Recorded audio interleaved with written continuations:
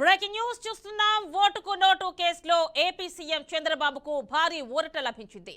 YCP నేత ఆళ్ల రామకృష్ణారెడ్డి వేసిన పిటిషన్ను సుప్రీంకోర్టు కొట్టిపడేసింది. ఓటుకు నోటు కేసులో చంద్రబాబును నిందితుడిగా చేర్చాలని ఆళ్ల రామకృష్ణారెడ్డి పిటిషన్ వేశారు. దీనిపై విచారణ జరిపిన న్యాయస్థానం పిటిషన్ను కొట్టివేస్తూ గతంలో హైకోర్టు ఇచ్చిన తీర్పును సమర్థించింది.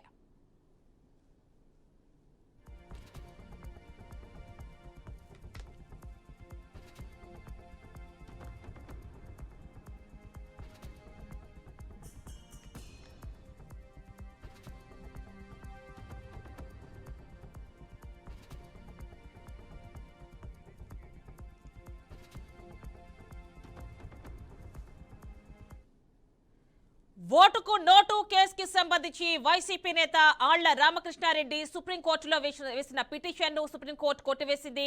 పూర్తి డీటెయిల్స్ మా correspondent managing editor Chidambar Reddy అందిస్తారు. చిదంబర్ రెడ్డి, చెప్పండి. చంద్రబాబుపై ఓటుకు నోటు కేసుకి సంబంధించి వేసిన పిటిషన్ ని సుప్రీంకోర్టు కొట్టేసినట్టు తెలుస్తోంది. డీటెయిల్స్ ఇవ్వండి. అయితే గత కొంతకాలం అంటే మనం చూస్తే తెలంగాణ రాష్ట్రం ఏర్పడిన తర్వాత మొదటగా ఒక సంచలనాత్మకంగా మారిన కేసు ఏదంటే ఓటుకు నోటు కేసు అన్నది. ఆ సందర్భంలో ఈ ఓటుకు నోటు కేసు సంబంధించి ఇద్దరు కీలకమైన నాయకులు, ఒకరు ఇప్పుడు ఆంధ్రప్రదేశ్ రాష్ట్రానికి ముఖ్యమంత్రిగా ఉన్న చంద్రబాబు నాయుడు, ఇప్పుడు తెలంగాణ రాష్ట్రానికి ముఖ్యమంత్రిగా ఉన్న రేవంత్ రెడ్డి. అయితే ఈ సందర్భంలో గతంలోనే తెలంగాణ రాష్ట్ర ప్రభుత్వము ఛార్జ్ షీట్ దాఖలు చేసింది.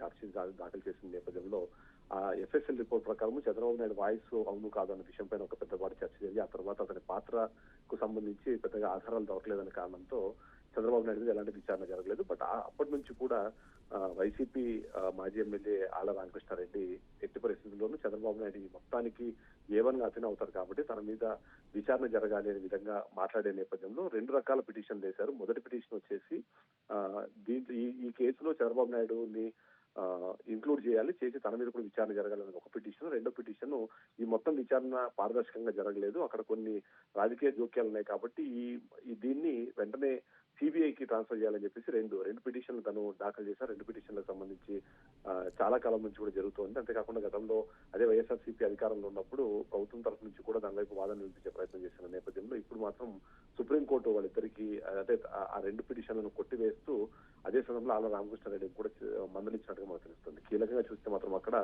రాజకీయ వేధింపులకి కోర్టులను మీరు వేదికగా చేసుకోవద్దంటూ సుప్రీంకోర్టుకు సంబంధించిన జడ్జి చెప్పినట్టుగా మనకు సమాచారం ఉంది. దాని ప్రకారం చూస్తే మాత్రం చంద్రబాబు నాయుడు మీద అది ఆ కేసులో ఉందా లేదా అని ఆల్రెడీ ఛార్జ్ షీట్ దాఖలు చేయడానికి ముందే అయిపోతుంది కాబట్టి అక్కడ రాజకీయ జోక్యం ఉందని చెప్పేసి ఇప్పుడు ఆ విషయాన్ని తీసుకొని ఇక్కడ రాజకీయ వేదికగా కోర్టులను మార్చుకొని తన మీద మీరు కక్ష సాధింపు చర్యలు పాల్పడడం కరెక్ట్ కాదనే ఉద్దేశంతో మాట్లాడినట్టుగా అయితే మనకు సమాచారం ఉంది. అదే కాకుండా ఈ రెండు పిటిషన్లు కొట్టివేసిన తర్వాత ఇక నెక్స్ట్ ఏం చేస్తారన్నది ఆళ్ల రామకృష్ణ మనము ఎదురు చేయాల్సిన పరిస్థితి ఉంది. అంటే చిదంబర్ రెడ్డి, హైకోర్టు ఆల్రెడీ గతంలో ఈ కేసుని కొట్టేసింది, మళ్ళీ ఇప్పుడు సుప్రీంకోర్టును ఆశ్రయించడం జరిగింది, ఇప్పుడు చూస్తే కొట్టేసింది. మరి ఎలా రెస్పాండ్ అవుతున్నారు అండ్ ఎలాంటి వాదనలు వినిపించారు అక్కడ? అయితే రామకృష్ణారెడ్డి మొదటి నుంచి చెప్తుంది కూడా ఆళ్ల రామకృష్ణ మొదటి తెలంగాణ రాష్ట్రంలో ఇది జరిగినప్పుడు తెలంగాణ రాష్ట్రానికి సంబంధించి అప్పుడు కేసీఆర్ 10 సంవత్సరాల్లో తన్నప్పుడు కూడా రేవంత్ రెడ్డిని ప్రధాన ముద్దాయిగా చేర్చడం తప్ప పెద్దగా అక్కడ జరగలేదు. అంతేకాకుండా అప్పట్లో ఏసీపీ మీద కూడా కొన్ని ఆరోపణలు వచ్చాయి.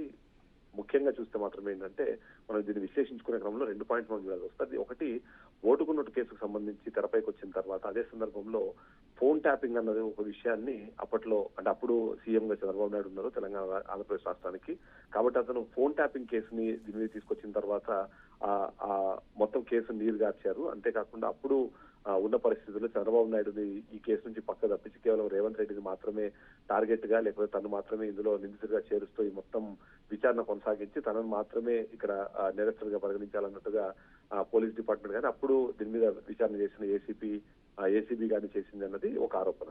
అందువల్లనే హైకోర్టులో దీనికి సంబంధించి తను ఒకసారి పిటిషన్ వేసి అతను కంపల్సరీ చేర్చాలన్నప్పుడు కూడా రామకృష్ణారెడ్డికి అక్కడ కూడా చుక్కెదురైంది. ఎందుకంటే ఆల్రెడీ ఇన్వెస్టిగేషన్ పూర్తి అయిపోయిన దాంట్లోకి మళ్ళీ జోక్యం చేసుకోవడం కొత్తగా మొత్తం ఇన్వెస్టిగేషన్ చేయాలని చెప్పడం అనేది సరైన పద్ధతి కాదంటూ కనుక కొట్టేసిన తర్వాత దాన్ని మళ్ళీ సుప్రీంకోర్టుకి వెళ్ళారు. సుప్రీంకోర్టులో ఈ కేసుని అడ్మిట్ చేయడానికి కూడా కొద్దిగా టైం పట్టింది. ఆ సందర్భంలో కొద్దిగా సందిగ్ధత ఏర్పడింది. బట్ అదే పరిస్థితుల్లో మనం చూస్తే ఏంటంటే టీడీపీ పార్టీ ఆంధ్రప్రదేశ్ లో ఓడిపోవడం, వైఎస్ఆర్సీపీ అధికారంలోకి వచ్చిన తర్వాత దాన్ని స్పీడప్ చేసే ప్రయత్నం చేశారు. దాన్ని అడ్మిట్ చేసిన తర్వాత వాదనలు విన్నారు. వాదనలు వినే క్రమంలో కూడా చాలా క్లియర్ గా ఇప్పటికే ఇన్వెస్టిగేషన్ కంప్లీట్ అయిపోయిన తర్వాత కొత్తగా తీసుకొచ్చి చేసేది ఏమీ లేదనే విధంగా వైపు వాదిస్తుంటే ఆళ్ల రామకృష్ణారెడ్డి మాత్రం అతని వాయిస్ ఉంది, అంతేకాకుండా అతను దాన్ని ప్రోత్సహించినట్టుగా మనకు ఆధారాలు ఉన్నాయి కాబట్టి తన పాత్రను దీనిలో చూడాలి. అంతేకాకుండా ఈ మొత్తం సంఘటన జరిగినప్పుడు రేవంత్ రెడ్డి తెలుగుదేశం పార్టీలో నాయకుడుగా ఉన్నారు కాబట్టి అది చంద్రబాబు నాయుడు చేసిన సూచన మేరకు అతని కోసమే ఆ మొత్తం యాక్టివిటీ చేశారనే విధంగా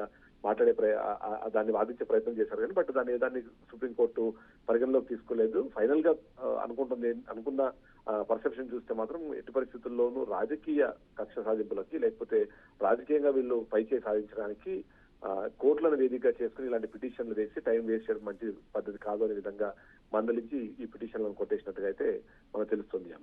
అంటే రాజకీయ కక్ష సాధింపుకి కోర్టులను ఆశ్రయించొద్దు, కోర్టులను వాడుకోవద్దు అని సుప్రీంకోర్టు అక్షంతలు వేసినట్టుగా భావించవచ్చు. అంటే ఇకపై దీనికి సంబంధించి మళ్ళీ ఇంకో నేత కావచ్చు, ఇంకో పర్సన్ కావచ్చు, కోర్టును ఆశ్రయించే అవకాశం లేనట్టుగా అనుకోవచ్చు కదా.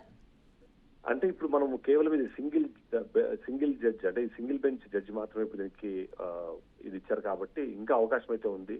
డబుల్ వెళ్ళొచ్చు, ట్రిపుల్ వెళ్ళొచ్చు, 5 ఉంటుంది, ఫుల్ బెంచ్ అని ఉంటుంది. కానీ యూజువల్లీ ఏంటంటే ఒక్కసారి సుప్రీంకోర్టు వచ్చిన తర్వాత మళ్ళీ వీళ్ళు ఒకవేళ పిటిషన్ మళ్ళీ ముందుకు తీసుకెళ్ళినా సరే అంటే ఇలాంటి పిటిషన్లని ఫర్దర్ గా ఎంటర్టైన్ చేయకపోవచ్చు అనే ఒక విశ్లేషణ మనం వినిపిస్తుంది. కానీ బట్ ఇప్పటి వరకు దాఖలు చేసిన కూడా కొత్త సాక్ష్యాలు ఏవైనా కానీ యాడ్ చేసి కానివ్వండి లేకపోతే ఏదైనా కొత్త దాంట్లో ఏదైనా అప్డేట్ ఉంటే ఆ అప్డేట్ ని బేస్ చేసుకొని వీళ్ళు మళ్ళీ పిటిషన్ వేసే అవకాశం అయితే ఆళ్లరామకృష్ణారెడ్డికి ఉంటుంది. అయితే ఆళ్లరామకృష్ణారెడ్డి ఆల్రెడీ సింగిల్ బెంచ్ జడ్జి ఉత్తర్వులన్నీ తను మళ్ళీ ఛాలెంజ్ చేసే అవకాశం ఉంటుంది. అంటే సింగిల్ జడ్జి ఇచ్చిన తర్వాత కూడా ఆ ఉత్తర్వులను ఛాలెంజ్ చేసి తను 2, 3, 5, 7 అంటే ఫుల్ ధర్మాసనం వరకు కూడా వెళ్ళే అవకాశం ఉంటుంది. బట్ దాన్ని రిజిస్ట్రార్ యాక్సెప్ట్ చేస్తారా లేదా అన్న దానికి మాత్రం ఒక ఫార్ములా ఉంటుంది. ఏంటంటే ఇప్పటి వరకు మీరు ఏదైతే ఇచ్చారో అది అంతకు మించి కొత్త ఆధారాలు ఏమన్నా ఏర్పాటు ఇవ్వాలి. అంతేకాకుండా సింగిల్ బెంచ్ జడ్జి ఏదైతే ఒక వాదనను వినిపించారో లేకపోతే ఏదైతే ఒక తీర్పుని ఇచ్చారో ఆ తీర్పులో రాజ్యాంగబద్ధంగా లేనివి ఏమైనా పాయింట్స్ ఉన్నా సరే రాజ్యాంగబద్ధంగా ఏమైనా మిస్ అయిన పాయింట్స్ ఉంటే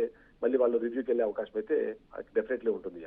అంటే చిదంబరెడ్డి మరి ఆర్కే మళ్ళీ హైకోర్టుని లేదంటే సుప్రీంకోర్టుని ఆశ్రయించే అవకాశం ఉంది, అలాంటి ఛాన్సెస్ ఉన్నాయి అంటారు. తను చేయడానికి తనకి పాసిబిలిటీ ఉంది. బట్ ఏంటంటే ప్రస్తుతం ఉన్న పరిస్థితుల్లో ఇప్పుడు అక్కడ వైఎస్ఆర్సీపీ అధికారంలో లేదు కాబట్టి ఆళ్లరామకృష్ణ ఇక్కడ ఆగిపోతారా లేకపోతే దాన్ని కంటిన్యూ చేస్తారన్న క్వశ్చన్ అయితే డెఫినెట్లీ ఉంటుంది. బట్ దానికి ఆళ్లరామకృష్ణ అయితే ఇప్పటి వరకు ఈ తీర్పు వచ్చిన తర్వాత ఇప్పటివరకు ఎక్కడ మీడియాతో కానీ తన సోషల్ మీడియా ప్లాట్ఫామ్స్ కానీ ఎక్కడ కానీ అతను రెస్పాండ్ అవ్వలేదు కాబట్టి తను రెస్పాండ్ అయిన తర్వాత దీన్ని ఫర్దర్ వెళ్తారా లేకపోతే అక్కడికి ఆగిపోతారా అనేది తెలిసే అవకాశం అప్పుడే తెలుస్తుంది.